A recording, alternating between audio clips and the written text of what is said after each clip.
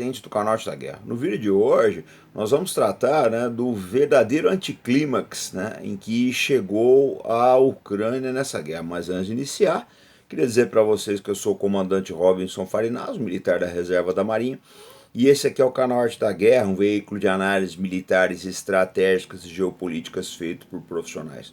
Então você que está chegando agora, se quiser nos ajudar, se inscreva no canal, dê o seu like, comente, compartilhe. Se quiser dar o super sticker ou super chat, você colabora para que o algoritmo do YouTube nos promova. Dito isso, vamos ao vídeo de hoje. O que acontece é o seguinte, vai ter uma cimeira agora, de paz, um encontro de cúpula de paz na Suíça, que eu já falei que começou errado porque não convidaram a Rússia. Mas convidaram cerca de 160 países. Desses 160 vão comparecer 70. E países importantíssimos para esse processo, como o Brasil, a Índia, a África do Sul, não vão enviar representantes. Então, o que acontece nessa história? Agora tem o agravante, a cereja do bolo. O presidente Biden não vai. Então, essa cúpula, ela está dando todos os sinais aí de que a Ucrânia já é uma página virada, que muita gente já não está mais dando importância para isso, que o presidente Biden, ele viu que ele precisa cuidar da vida dele, porque ele tem uma eleição aqui, nós estamos no final de maio, ele tem uma eleição daqui a 180 dias. Então ele tem que pensar bem, se o que é mais importante para ele já decidiu que o mais importante é a eleição. Dito isso, eu penso que em algumas cabeças, principalmente no Pentágono americano, deve estar formigando a ideia da vietnamização da Ucrânia. O que é a vietnamização?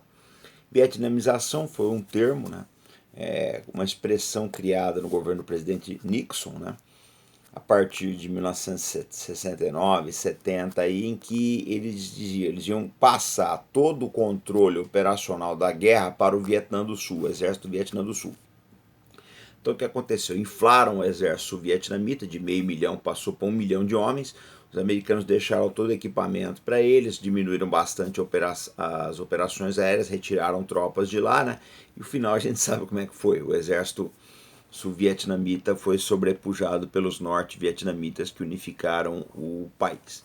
Agora, no caso da Ucrânia, guarda algumas diferenças. Não há uma presença ostensiva de tropas americanas como havia no Vietnã. No Vietnã chegou a haver 500 mil de soldados americanos. Na Ucrânia, efetivamente, não é o caso.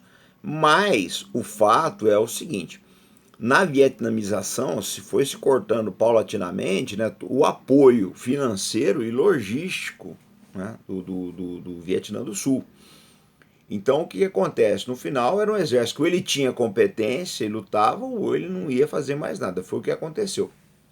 Eu penso que dificilmente vai se conseguir para a Ucrânia nesse ano agora eu acho quase impossível. Depois que tiver as eleições americanas, a coisa muda de figura. Mas dificilmente você vai conseguir outro pacote de 60 bilhões de dólares como esse aí que destinaram ao Zelensky. E o exército ucraniano, sem o dinheiro e as armas dos americanos e seus aliados, ele não tem condição de lutar. Essa aqui é a verdade. Foi o que aconteceu efetivamente com o Vietnã do Sul. Aí não tinha mais dinheiro para... Eles tinham muitas armas ali, muitos aviões, blindados, etc.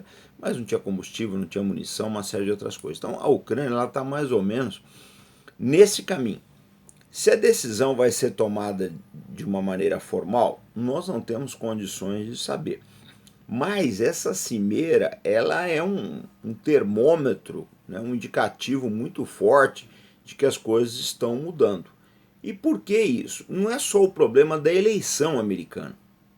O problema todo é que o Biden está lutando essa campanha da Ucrânia, a situação em Israel que não vai nada bem, mas nada bem mesmo. Talvez esteja numa situação, não está numa situação de debacle militar como a Ucrânia, o exército ainda de Israel não passa por isso.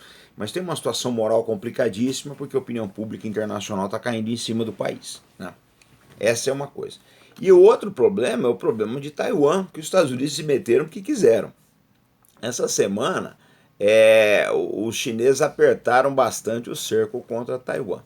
Então pode ser que lá para frente, eu acho pouco provável, mas a gente não pode descartar, que a China tente uma opção militar contra Taiwan. Não estou falando de uma invasão, mas eles podem fazer um bloqueio, podem fazer uma série de outras coisas aí contra os taiwaneses. E aí os americanos vão ter que empregar recursos. Não vou ter condição de lutar essas três frentes, né? E tem o Iêmen também, a gente não pode esquecer disso. Eles não vão ter condição de operar essas três frentes. Então acho que o pessoal já começa a desengajar da Ucrânia, viram qual que está pior, dos três pacientes, qual que está pior, falam, vamos deixar isso aí morrer então. É uma possibilidade de haver a vietnamização da Ucrânia. Só que eu preciso lembrar, né, é que o lema da vietnamização é o seguinte, era a paz com honra. O Nixon falava, não, nós vamos fazer uma paz que preserve a dignidade dos Estados Unidos. Nem houve paz, porque os combates continuaram, e muito menos a honra americana foi salvaguardada, né, porque os Estados Unidos saíram dali vencidos. No caso da Ucrânia, não tem o que dizer, né? Eu acho que é um problema, um elefante na sala da guerra da Ucrânia, que ninguém pode negar, que é o caso das armas de longo alcance. Isso vai ser o maior problema dessa guerra. Então, o maior problema dessa guerra vai ser essas armas de longo alcance. Por quê? Porque a Rússia não vai poder aceitar uma condição, né, de cessão territorial para a Ucrânia, sabendo que os ucranianos têm armas que podem ameaçar o oeste da Rússia. Outra coisa que a Rússia vai brigar também é o regime change em Kiev, né? Eles já estão aí batendo na tecla de que o Zelensky não tem legitimidade, então eles vão tentar por tudo derrubar esse governo aí. Então a gente tem um imbróglio bastante razoável, eu diria que muito complexo. O problema é que do outro lado da mesa, a gente tem um governo que sabidamente é inepto, que é o caso do Biden. Ele não vai ter condições de lidar com essa crise. Se vier o Trump, vai mudar? Olha, pode ser que mude. Eu acho que o Trump ele vai pegar uma situação da Ucrânia bastante deteriorada, nesse ponto ele é mais prático, e ele vai empurrar ela para baixo do ônibus. Se isso não acontecer até lá, né? Se o próprio Biden não fizer isso para poder salvar a sua eleição, que é o que está em jogo agora. É que, para a sorte dele, o Netanyahu, o azar, né? O Netanyahu fez tanta bobagem, mas tanta bobagem, que o pessoal nos Estados Unidos e no mundo inteiro já praticamente esqueceu da Ucrânia e estão lidando mais com Israel. De maneira que, se o Biden desengajar da Ucrânia, que parece que ele tem alguma intenção de fazer, não vai haver estranhamento, não, né? Mas o problema todo maior que eu acho é recursos. Não vai ter recursos para cuidar das três campanhas, ele vai ter que se livrar da Ucrânia.